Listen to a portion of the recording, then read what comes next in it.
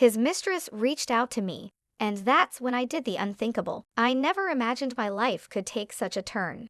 The betrayal, the lies, and the unbearable pain were almost more than I could handle. Yet here I am, telling the story that changed everything I thought I knew about love, loyalty, and resilience.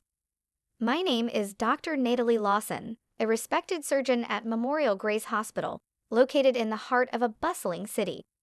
At work, I was known for my dedication and skill, spending countless hours in the operating rooms, saving lives, and managing intense emergencies. The hospital was more than a workplace, it was my sanctuary, a place where my worth was defined by my actions, my skill, and my dedication to the lives I touched. It gave me an escape from my troubles at home, where everything wasn't as harmonious as it once had been. My husband, Adam Lawson, was my college sweetheart. We had met in our early 20s and quickly fell in love. Our relationship was filled with dreams, laughter, and hopes for a future that looked as bright as the sun. We shared an unbreakable bond, or so I thought. Over the years, though, the laughter grew quieter, and the late-night conversations turned to quiet nights and brief check-ins. Adam had been working as an investment analyst for a major firm, and while his job was demanding, I never suspected the secrets he kept hidden beneath his charming smile and composed demeanor. It started with small things that, in hindsight, I should have paid closer attention to.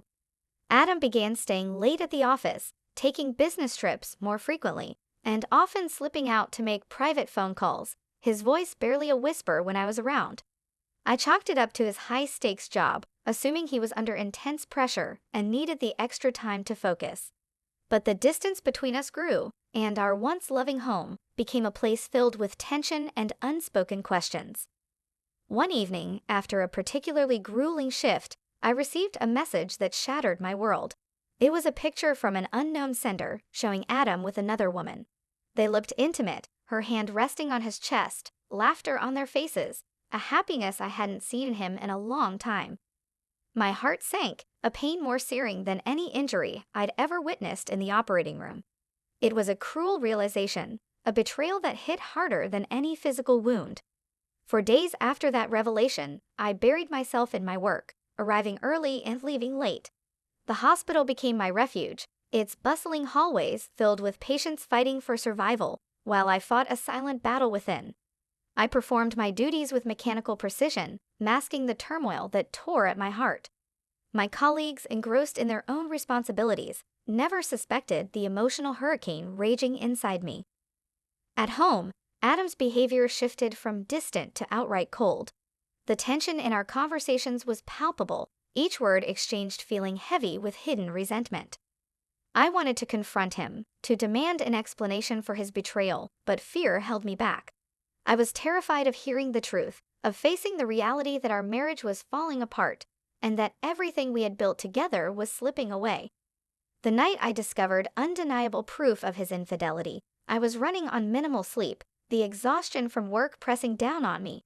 I had stayed late at the hospital again, caught up in a series of emergency surgeries. By the time I finally left, the city was blanketed in the quiet hum of night.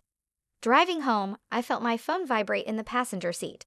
I ignored it at first, thinking it was another work notification, but at the next red light, curiosity got the better of me. I glanced at the screen and saw a message from an unknown number. With a hesitant tap, I opened it, and my heart stopped.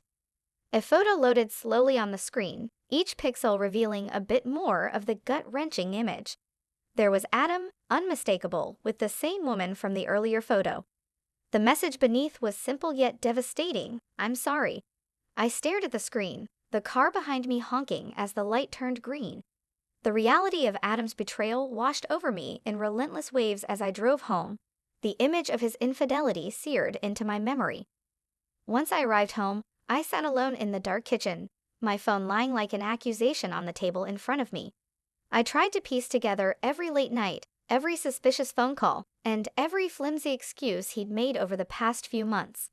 They all added up now, painting a picture of deception that I had been too naive, or perhaps too trusting, to see. A few days later, while cleaning up after dinner, I noticed something strange.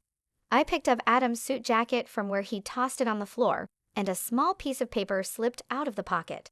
curiosity mixed with dread as I unfolded it. My heart pounded when I saw what it was, a hotel receipt dated just 2 days before. But it wasn't the receipt itself that broke me. It was the details scrawled on the back, a handwritten note in lipstick.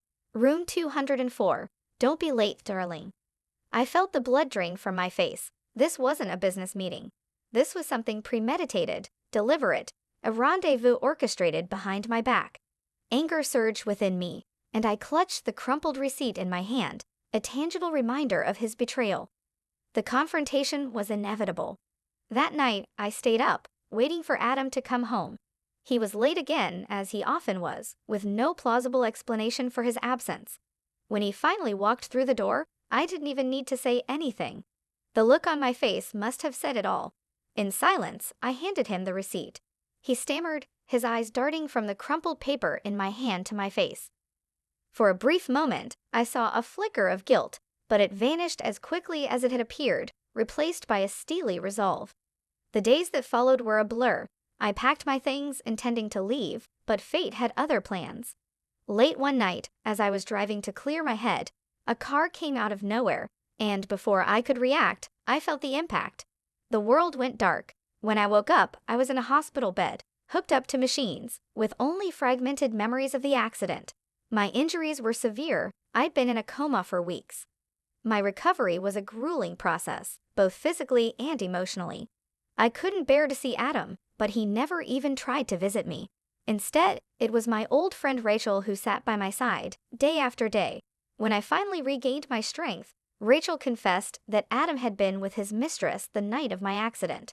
They had been following me in his car, laughing and talking, oblivious to the tragedy that would unfold. When they saw my car crash, Adam did nothing but call an ambulance from a distance, before disappearing into the night with her. As if that betrayal weren't enough, Rachel revealed even more.